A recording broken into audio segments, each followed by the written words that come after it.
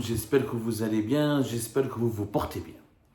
Ces derniers jours, Algérie Part s'est beaucoup intéressé à la diaspora algérienne, au thème qui concerne la diaspora algérienne. Nous avons enquêté sur la Grande Mosquée de Paris, nous avons découvert des choses extrêmement étonnantes, graves, des pratiques immorales, je dirais même illicites, des pratiques en tout cas qui soulèvent des interrogations. Nous avons vu comment la Grande Mosquée de Paris est devenue, à travers son recteur, Shamseddin Hafez, l'ambassadeur officieux de l'Algérie en France.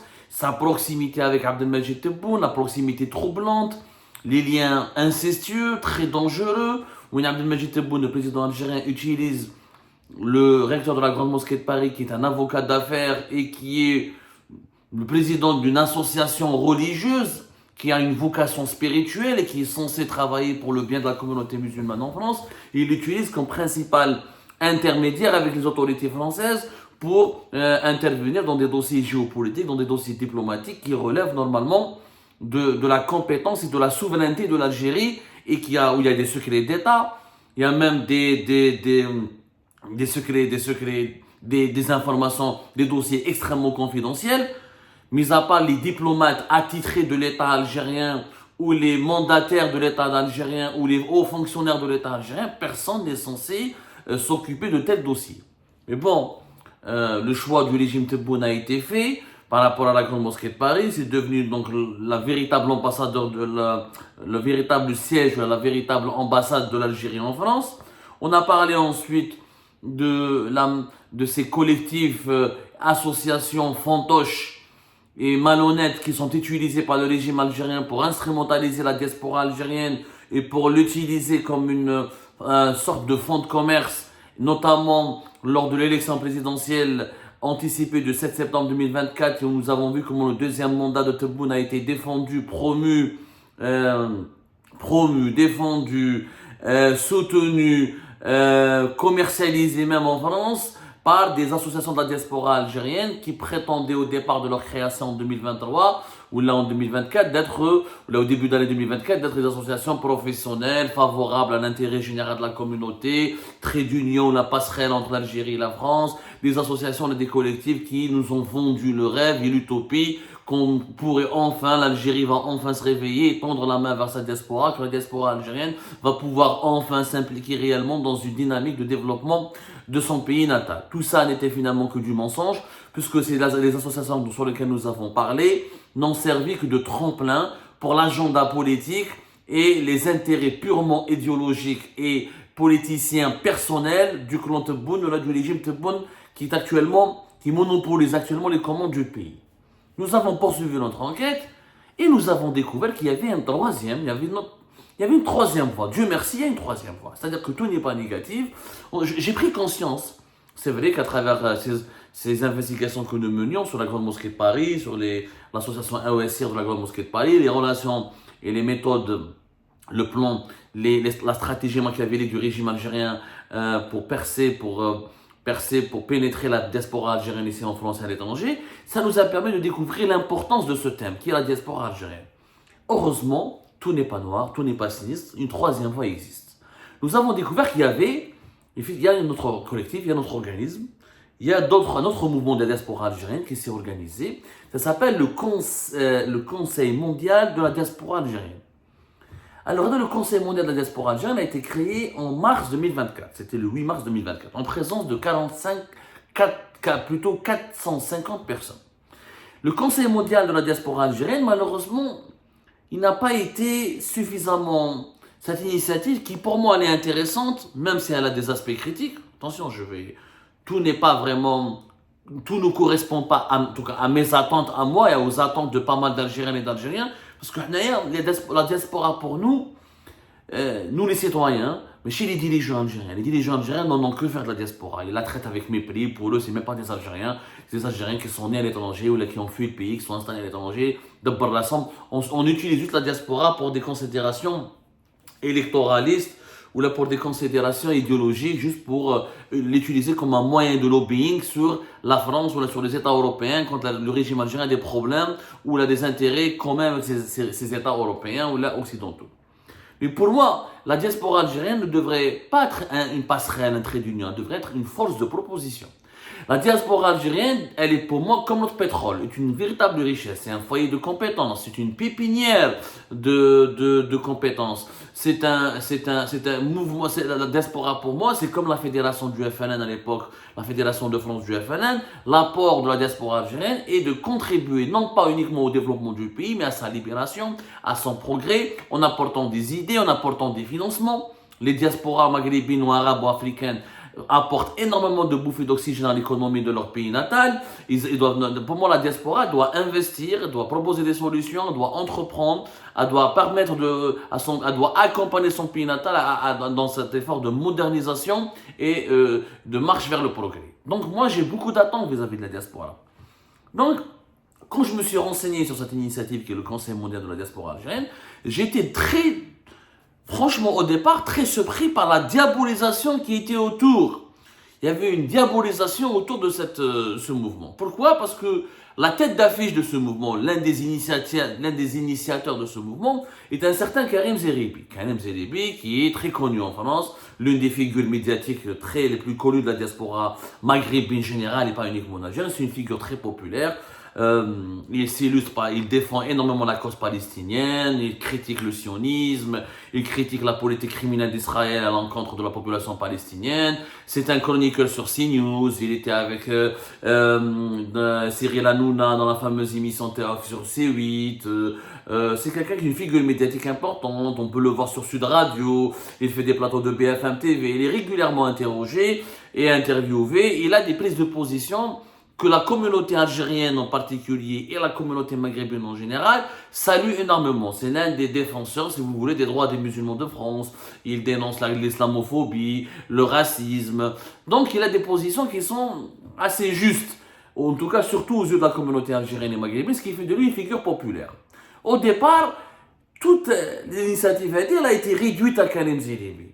Et il y a eu beaucoup de critiques, parce que quand ça a été créé en mars 2024, le congrès qui a été fait à Paris, il y a eu des personnalités. Le recteur de la Grande Mosquée de Paris, il était là-bas. Il a assisté à, si je m'abuse, après mes vérifications, en tout cas, il a assisté à ce premier congrès. 450 personnes sont créées. Et beaucoup de voix, en Algérie, beaucoup de voix critiques se sont élevées pour dénoncer cette initiative. Parce qu'il est venu à Alger, il a fait des plateaux de télévision avec Algérie 24 News, il a été à la radio algérienne, il a défendu l'Algérie, il a défendu la voix de l'Algérie, il a défendu les institutions de l'État algérien, il a défendu la nécessité pour l'Algérie d'avoir un soft power. Il avait des prises de position très favorables à l'Algérie. Certains l'ont interprété comme des prises de position favorables au régime. Yani, je vous malheureusement, nous avons extrêmement beaucoup de mal en Algérie à avoir des nuances. Je peux défendre l'Algérie sans défendre le régime. Comme je peux critiquer le régime et dénoncer le régime sans descendre en flamme ou la dénoncer ou la rabaisser mon pays. Mais comme il n'y a pas d'esprit de nuance, à l'époque, il y avait tout un mouvement médiatique contre le Karim Zeribi, le Conseil mondial de la diaspora algérienne, parce qu'on croyait qu'ils étaient eux.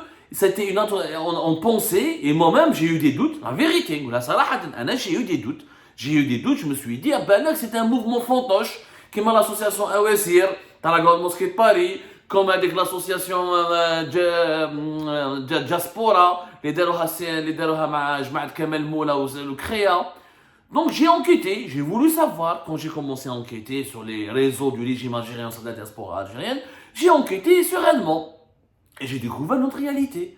Que ce Karim Zeribi qu'on a diabolisé depuis Alger, parce qu'il aurait une proximité avec Abdelmajid Tebboune, c'est vrai que j'ai confirmé qu'il a rencontré Abdelmajid Tebboune en décembre 2023, mais que pour le moment, jusqu'à maintenant, jusqu'à preuve du contraire, le Conseil mondial de la diaspora algérienne ne s'est pas mêlé de politique.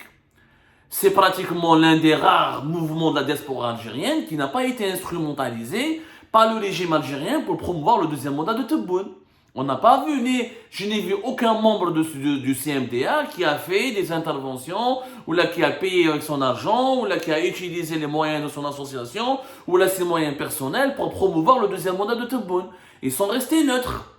En réalité, le CMDA s'intéresse énormément aux thématiques économiques. D'ailleurs, il y a des personnes très intéressantes au sein de ce mouvement. Je dis la vérité, j'étais agréablement surpris Alors, tu as une enquête pour les descendre, parce que je me suis dit, encore une association fantoche pro-tébonienne ou la téboniste, etc. Je découvre autre chose.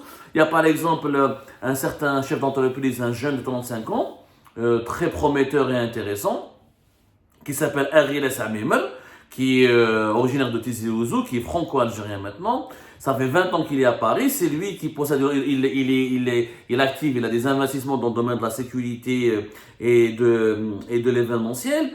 Et il dirige une sorte de commission, ou une sorte de commission au sein du toutes les thématiques d'investissement, de développement économique, il s'en occupe très particulièrement. Il a investi en Algérie. Ils ont d'autres personnes, d'autres jeunes comme ça. Je ne vais pas vous donner toute la liste. C'est pas le sujet, c'est pas les noms. Il ne s'agit pas de personnaliser ou de peu importe. Mais j'ai remarqué que CMDA, il organise des événements très intéressants. Par exemple, ils font des masterclass. C'est quoi masterclass? Masterclass, c'est une sorte de conférence. On ramène quelqu'un d'expérimenté, quelqu'un qui a un beau parcours, qui a une expérience, une expertise avérée dans un domaine bien précis, et on l'invite à partager son expérience, à donner des conseils, à donner des préconisations, à proposer des solutions, à accompagner les jeunes ou d'autres personnes qui veulent s'inspirer de ce parcours de réussite dans leur domaine respectif. À titre d'exemple, ils ont fait par exemple une conférence avec le professeur Hamid Ben Yahya, qui est extrêmement connu en France et malheureusement pratiquement pas connu en Algérie. C'est l'un des plus grands psychiatres ici en France et il est spécialiste de l'addictologie, de toutes les addictions. L'État français lui avait confié récemment une mission pour parler de l'impact de la dépendance des enfants et des jeunes vis-à-vis des écrans sur leur système mental, etc. C'est une mission qui lui a été confiée par le président français Emmanuel Macron. C'est une compétence, il est né en Algérie. C'est une véritable grande, et c'est un cerveau franco-algérien, ou algéro-français, franco-algérien, dont l'Algérie gagnerait à profiter de ses compétences. Ils ont par exemple fait une conférence une fois avec Mohamed Sidi Saïd, qui est aussi très connu sur la scène au sein de la communauté algérienne, mais pas suffisamment connu en Algérie. Et pourtant, il a un grand parcours, il est très âgé aujourd'hui, il était vice-président du groupe mondial Pfizer, l'un des géants mondiaux de l'industrie pharmaceutique. Il est né en Kabylie, de Djordjura Manhattan, il a fait d'ailleurs un livre de Djordjura Manhattan, il raconte comment un petit Kabyle de Djordjura, d'un village perdu de la vallée de Djordjura, il a réussi à devenir l'un des managers du groupe, l'un des managers les plus influents, d'un des groupes pharmaceutiques, de l'industrie pharmaceutique, parmi les groupes les plus puissants du monde. C'est pas n'importe quoi. Ils ont organisé par exemple récemment, avec un événement, une conférence, masterclass toujours, avec une certaine Zinebrot, qui m'a c'est la présidente de Peugeot France. Elle est franco-algérienne, Zinebrot. Elle a travaillé en Algérie. Et d'après des informations qui circulent, elle sera peut-être même promue présidente de Peugeot Europe. Ça fait plaisir. Elle a aussi des compétences intéressantes. D'après mes vérifications, ils ont fait 5 événements. Ils ont réuni 10 000 personnes comme un paria. Et ce qui est intéressant avec ce mouvement, c'est qu'il n'y a pas un fonds de l'État. L'ambassade d'Algérie ne leur donne pas un denier. C'est pas comme la grande mosquée de Paris qui nous coûte plus de 2 millions d'euros par an. Et on leur a donné l'exclusivité du marché de la viande halal, de tous les produits halal, les 15 centimes sur chaque kilo de viande importée par l'Algérie, ou l'association Diaspora financée par Kamel Moula et les chefs d'entreprise algériens, les milliardaires de l'Algérie. Ils vivent d'un système d'autofinancement. C'est-à-dire que quand ils font des dîners, les gens payent pour assister à ce dîner grâce à ces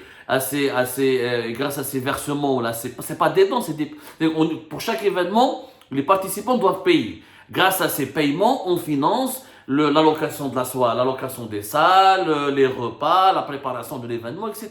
C'est un véritable mouvement qui s'autofinance lui-même par ses propres adhérents. Il n'y a pas que Karim Zeribi. Je ne les polémiques en Algérie. En Algérie, on aime personnaliser les problèmes. Bon, Karim Zeribi, qu'il soit bon ou mauvais, on s'en tape. Il y a des gens derrière. Et ces gens derrière, c'est vrai que lui, il a une notoriété. Ça permet de faire connaître le mouvement et ça lui a permis de faire connaître le mouvement. Mais il n'y a pas que lui. On a réduit injustement ce mouvement à Karim Zeribi. Alors qu'il y a derrière pas mal d'Algériens, de Franco-Algériens, qui franchement font un bon travail. Je dis rarement de bonnes choses. Hein. Je suis assez rigoureux et extrêmement exigeant. C'est-à-dire, quand je dis des bonnes choses, il faut vraiment que j'en étais vraiment convaincu. Et ça m'a convaincu, mais j'aime bien un peu les événements, voilà. À partir du moment où il n'y a pas d'argent public, on ne demande pas à l'État de l'argent, on n'utilise pas l'argent public, on ne fait pas de politique et on ne crée pas. Et on ne fait pas de la propagande pour le régime algérien. Et on essaye de favoriser les thématiques de l'entrepreneuriat et du développement économique. Par exemple, dans leurs événements, ils ramènent des acteurs économiques ils invitent des acteurs économiques depuis l'Algérie, des experts comptables, des banquiers, des industriels qui participent et qui rencontrent d'autres acteurs du monde économique français et qui sont d'origine algérienne. Ils essaient de créer des projets ensemble. Ça, voilà ce qu'on demande à notre diaspora.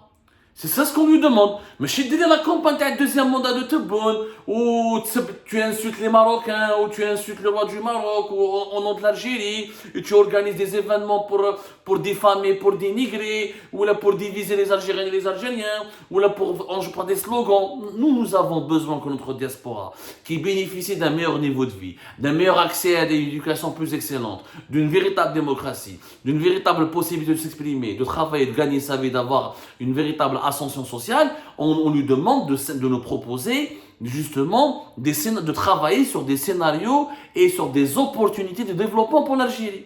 Ça, c'est intéressant. Par contre, la vérité, il ne parle jamais de la démocratie. D'ailleurs, ça m'énerve. Ce qui m'énerve, franchement, je vous dis la vérité, de la part au sein des membres de la diaspora algérienne, ce qui m'énerve, c'est leur totale déconnexion par rapport aux préoccupations, leurs revendications politiques du peuple algérien. Quand tu as les membres de la diaspora, ils ne comprennent pas qu'on a besoin de démocratie. Parce que c'est normal, ils sont nés en France, ou là au Canada, donc ils ont connu la démocratie. Donc ils ne sont pas assoiffés de liberté, parce qu'ils ont vécu dans des pays libres, malgré des imperfections, etc. Et quand on leur dit Algérie c'est une dictature, etc., ils relèguent ça en second plan. Ils n'arrivent pas à comprendre qu'il n'y a pas de développement économique possible sans démocratie.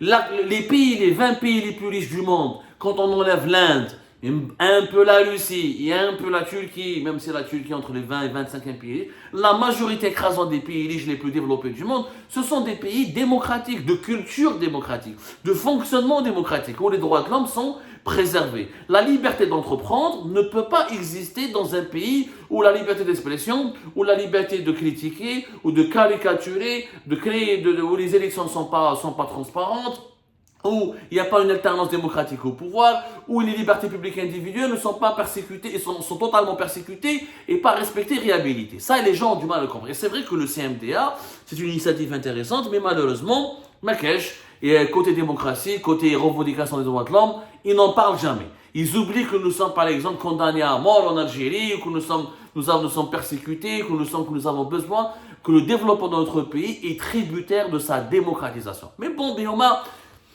je pense qu'ils ne se sentent pas légitimes de parler de ces sujets, qu'ils ne maîtrisent pas vraiment. Le problème de la diaspora algérienne, en général, et pas uniquement du CMDA, c'est qu'ils ne comprennent rien à la politique algérienne.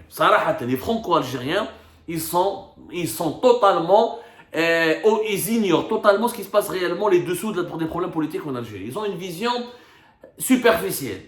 Ils n'arrivent pas à se retrouver, ils ne comprennent pas les rapports de force, ils ne comprennent pas la nature du régime algérien, ils ne comprennent pas certains aspects qui sont liés à l'histoire politique de l'Algérie, ils ne comprennent pas tout ça. Donc ils ne comprennent pas tout ça, comme les médias en Algérie ne sont pas malheureusement professionnels, et qu'aujourd'hui encore pire qu'avant, il n'y a plus de liberté d'expression, et les médias en Algérie sont complètement domestiqués, complètement étouffés, donc ils n'ont pas de prise de conscience suffisamment affûtée pour comprendre les enjeux des problèmes politiques dans notre pays.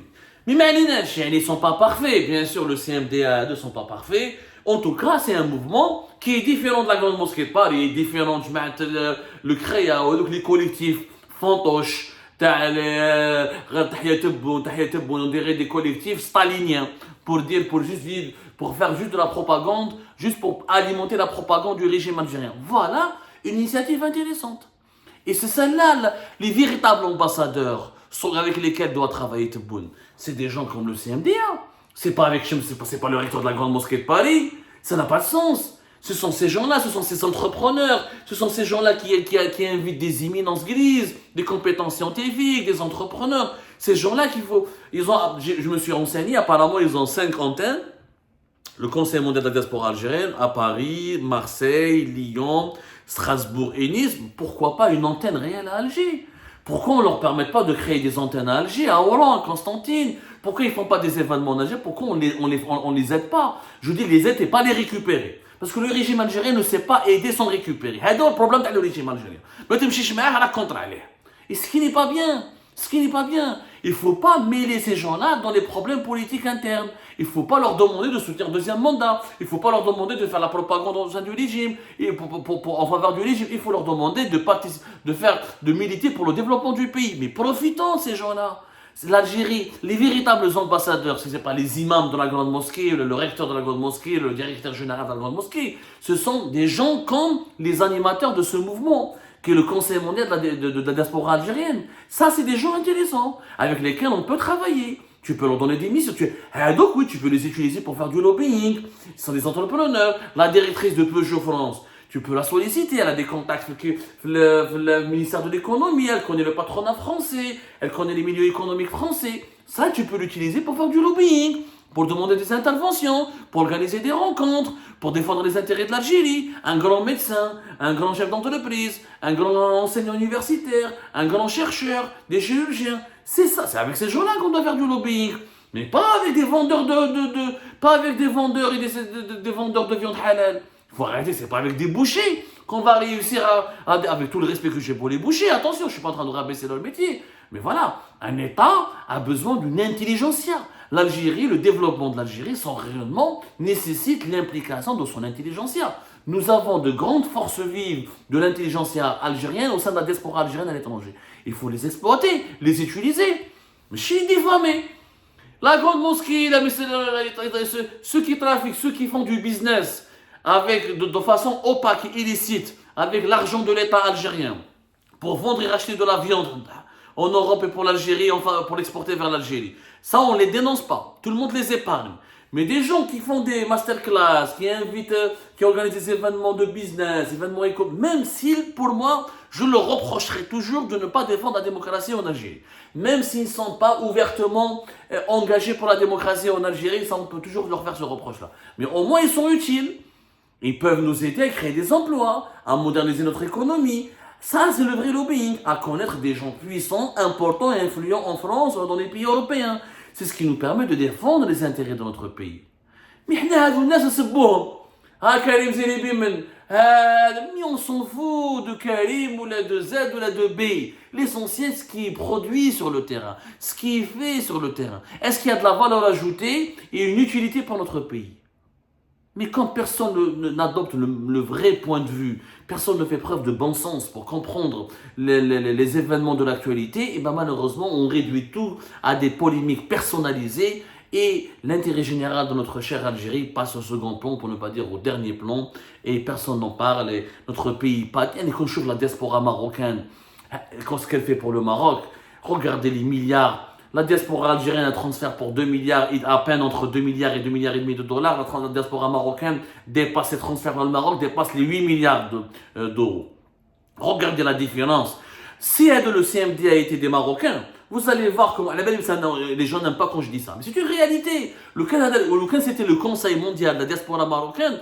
Vous allez voir comment les ambassades marocaines vont les aider, les autorités marocaines vont les appeler, le gouvernement va les appeler, ou ils diront des antennes, ils diront l'ambassadeur, en Algérie, c'est le contraire.